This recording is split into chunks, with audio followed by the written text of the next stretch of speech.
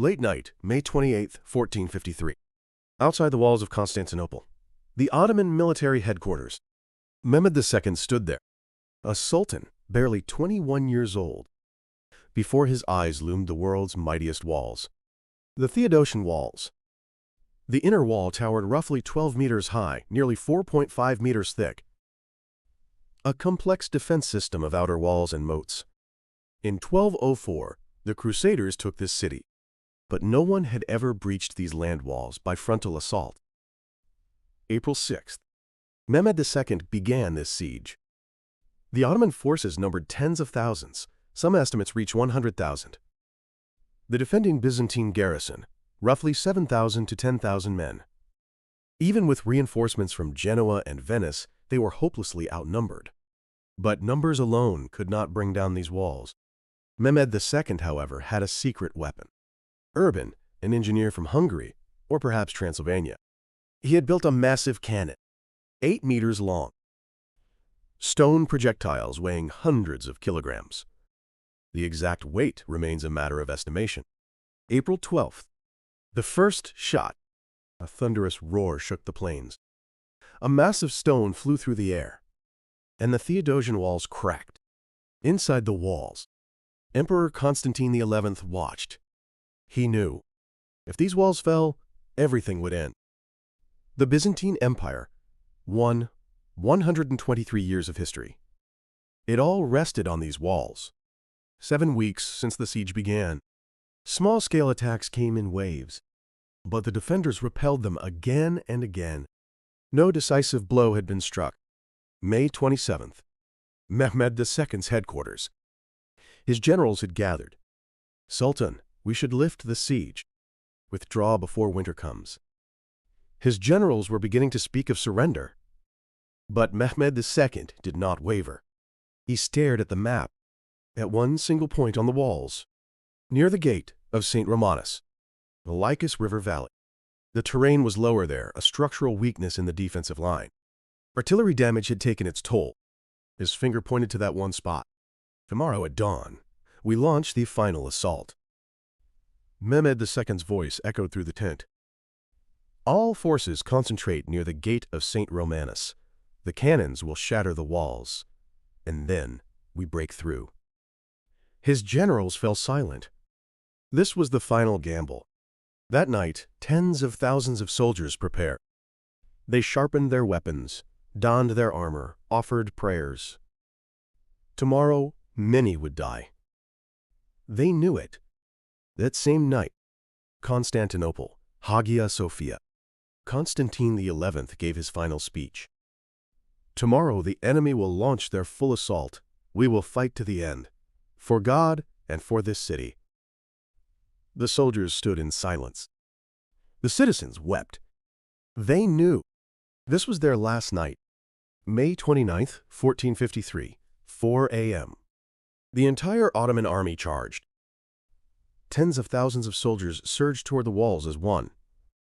Countless ladders were thrown up against the stone. Battering rams pounded the gates without mercy. The thunder of war shook the breaking dawn. And then, Urban's cannon roared to life. Hundreds of kilograms of stone struck the walls, one after another. 1 shot, 2 shots, 3 shots. Cracks spread across the walls. Stone crumbled and fell. The walls, that no one had ever breached from the front, began to shatter. 5:30 a.m. At last, the wall collapsed. Near the gate of St. Romanus, a massive gap opened in the Lycus Valley. Ottoman forces poured through like an avalanche. The defenders fought desperately, but the numbers were overwhelming. In that moment, Constantine XI made his decision. He removed his imperial purple robes. He put on his armor. He drew his sword. I will die as an emperor. He headed toward the breach in the walls, leading his final guard. Street fighting erupted. In the alleys, soldiers clashed. In the squares, civilians fled in terror. Someone saw Constantine XI for the last time. The emperor, sword in hand, charging at the enemy. And then he vanished into the chaos of urban warfare. May 29th. The battle ended. Constantine XI's body was never definitively identified. Contemporary sources leave uncertainty about the details of his final moments. Only fragments of a purple cloak remained in the square. The Byzantine Empire won 123 years of history. It ended on this day. Noon. Mehmed II entered Hagia Sophia, a place that had been a vital Christian cathedral for roughly 9 centuries since its dedication in 537. After the conquest, it was converted into a mosque.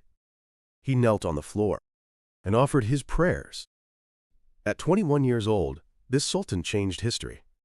Following tradition, pillaging was permitted. Many were killed, and estimates suggest tens of thousands were captured and enslaved.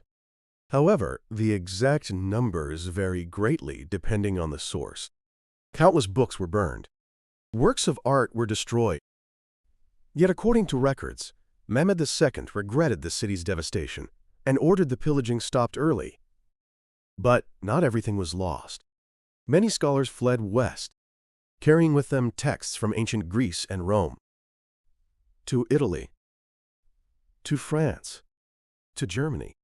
The knowledge they brought and the migration of Greek texts helped advance humanism and accelerated its development. The fall of Constantinople was one of the factors that accelerated the Renaissance. And there was another impact. The Ottoman Empire seized control of the strategic crossroads between the Eastern Mediterranean and the Black Sea. Trade conditions, taxation, and regulations made commerce more disadvantageous and costly than before. Trade with Venice and others continued. However, the intervention of new intermediaries and instability from warfare drove up spice prices dramatically. European merchants faced a problem. Traditional routes meant declining profits. So Europeans began to think, what if we could go directly, without paying intermediaries? Christopher Columbus. He sailed west. 1492. He discovered the Americas. What he sought was a new route to India. But what he found was a new world. The structural changes in Mediterranean trade brought by the Ottoman Empire's rise. Combined with technological innovation and competition between nations, this accelerated voyages across the Atlantic and Indian Oceans. 1498. Vasco da Gama reached Calicut in India. 1519.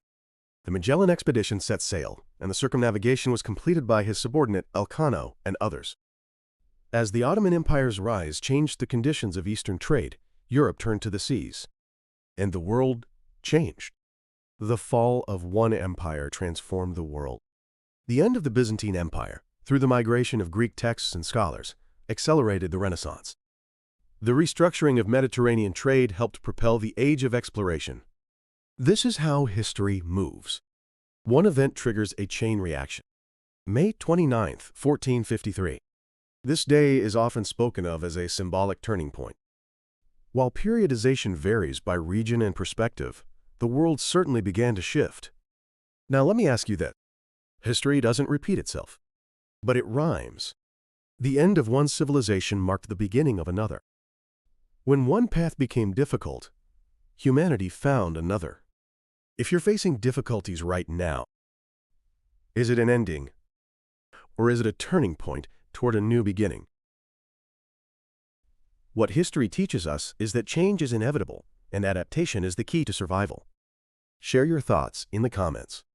Thank you from the bottom of my heart for watching to the end.